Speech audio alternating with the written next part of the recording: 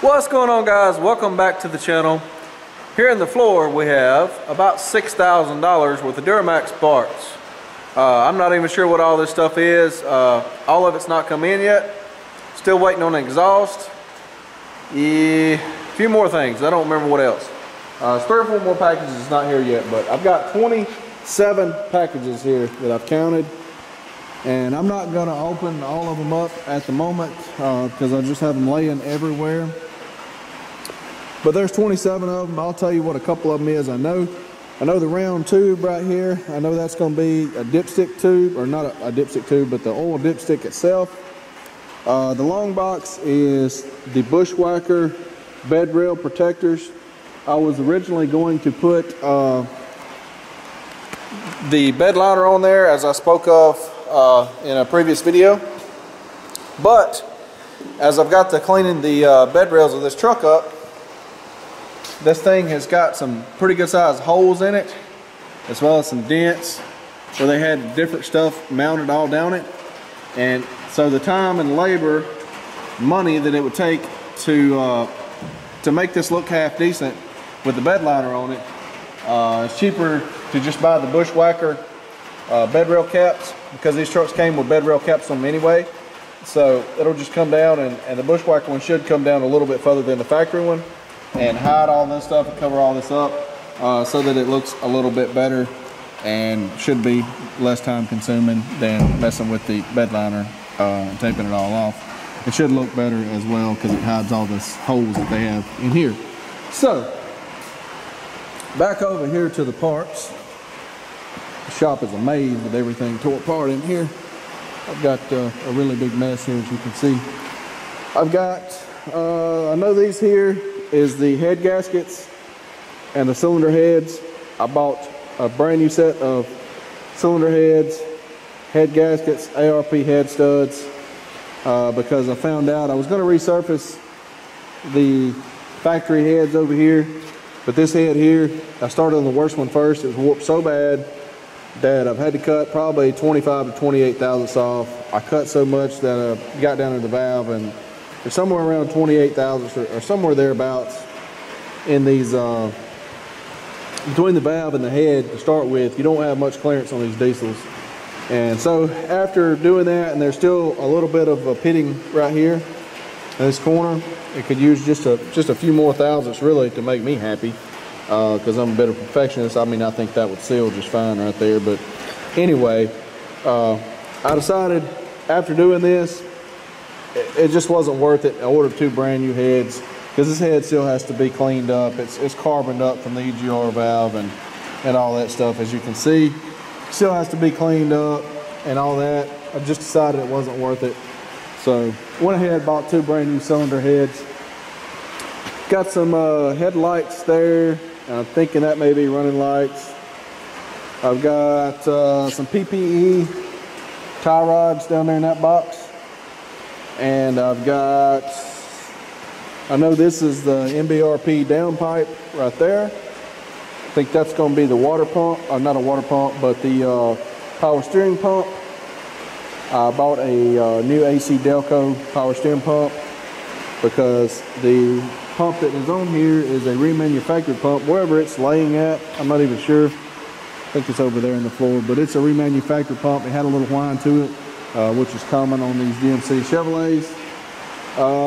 I did order a new water pump because of the labor that is involved in changing this water pump, and I think it's probably about 8 hours of labor to get to that because it's gear driven off the timing gears. So I ordered a new water pump from Sinister Diesel. It's the impeller's welded on it, and I don't even know what the rest of the stuff is. I think in this big box is some lights, some more LED lights. I am going to open that box to show you guys those because I'm curious to see what they look like, and I'm going to set them up here because the LED light that I have here, you see how I have it sitting up here. I've had this light for about a year. It has started to flicker on and off every now and again. Sometimes it doesn't. It runs for hours, no problems, but sometimes it'll flicker. So I don't know if it's getting ready to go out or it could be a bad connection in my cord. But either way, I wound up setting it up here like this, and I have knocked it off and it's hit the floor a couple of times working on my 18-wheeler. So it's kind of, I need one on a stand, and I need more than one. So that's what's in that one box. So I can set this one like on the floor and light up from the bottom side, and then I got the other stands I can put on each side of the truck. Bring some more light down in here so I can see what's going on. And I'm really trying to think what this other stuff is. I don't want to go through and open all this stuff and have it all laid everywhere. I'm trying to figure it out. Just would like to open it up a little bit as I go.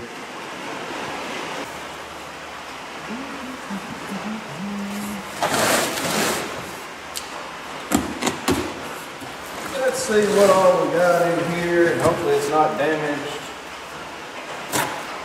Hopefully UPS did pretty good with this. Sometimes they do, sometimes not so much.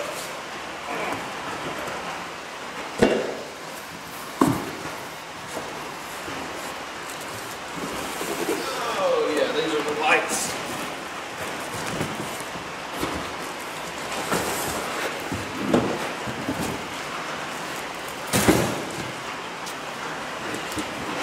And two of these were cheap, and they're handy, so pick those up as well. I think they're like $6 a piece or $7 a piece, something like that. A lot cheaper than they are at Lowe's, so I went ahead and picked two of them up. Oh, somewhere in here, I don't know which box, but I just remembered there's a set of new turbo up pipes that's in there. And I ordered those because the factory up pipes are prone to failing. The bellows in them will bust. And so I ordered a new set of turbo up pipes. And there's also a turbo rebuild kit, because I pulled the turbo off of this thing, which you really do not have to do, I think, if you're just pulling the heads. I wanted to go ahead and take it off, and I want to rebuild it. It's got a little bit of shaft play in it. It's not bad, it would run, but since I'm doing all this work to it, I want to go ahead and go through it, put a billet wheel in it, and that sort of thing while I'm at it. So somewhere in one of those boxes, there's one of them, and I don't remember off the top of my head, but I don't remember whatever else it is. But here's what's in this box here. It's got our Power Smith dual head work light. I put something together in there. This is the chop pot thing.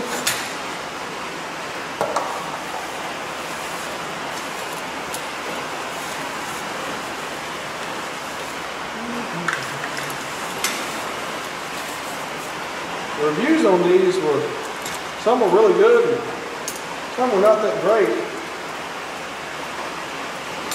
So, I don't know, it's the same brand light as the other one I got over there. And so far it's been decent, other than, like I say, the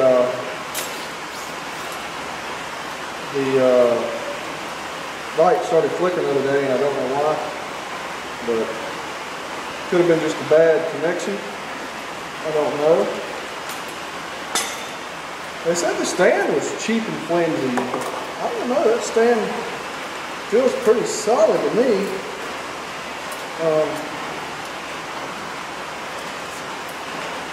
It's just the third leg here out a little bit. Make it set up straight.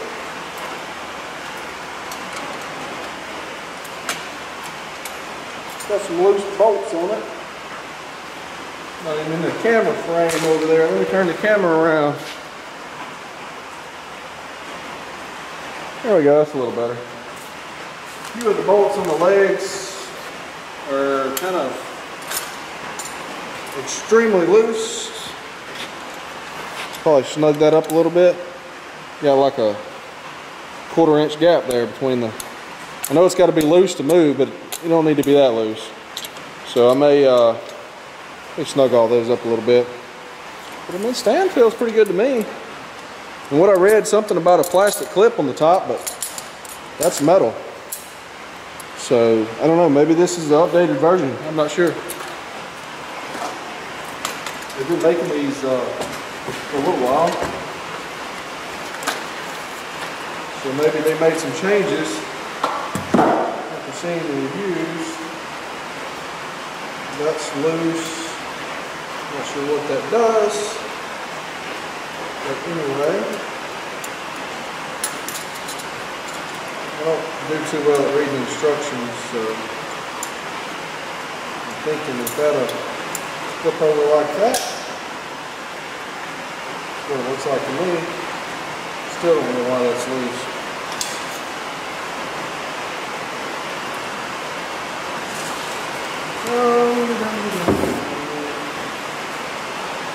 This is, oh, I see what that's for. This is for this bar, not on top of it. And makes it portable, I guess. We can move the lights off the top.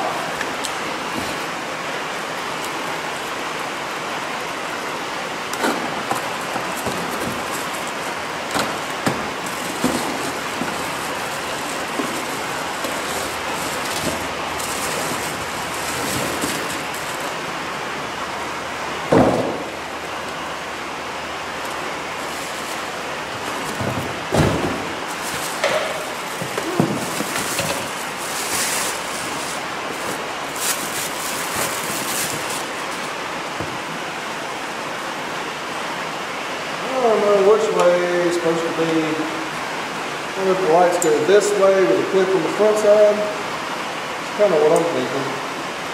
I could be wrong though. We're going to put it together this way anyway. And then if I need to move it, I will.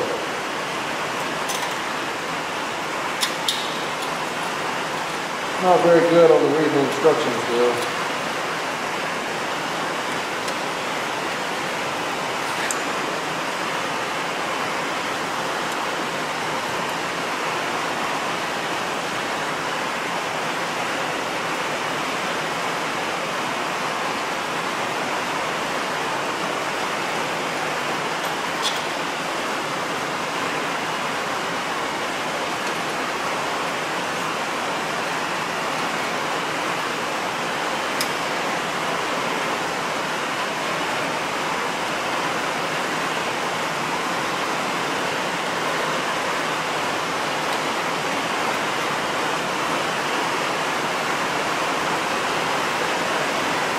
So far, it looks pretty good to me.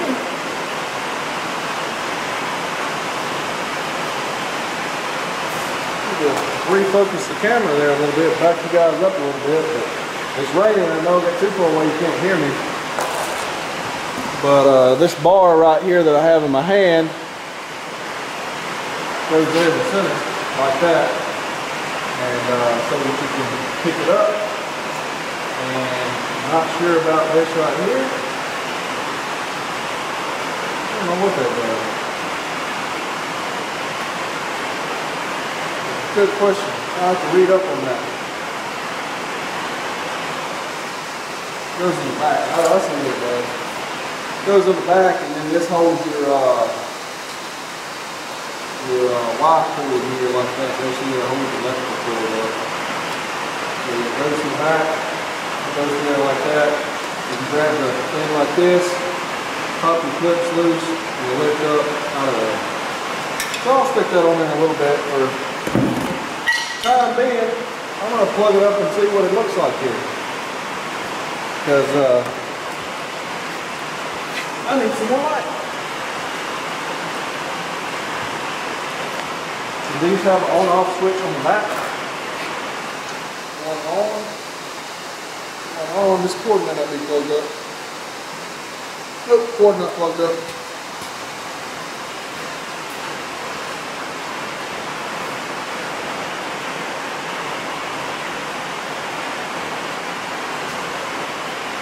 Cord plugged up now.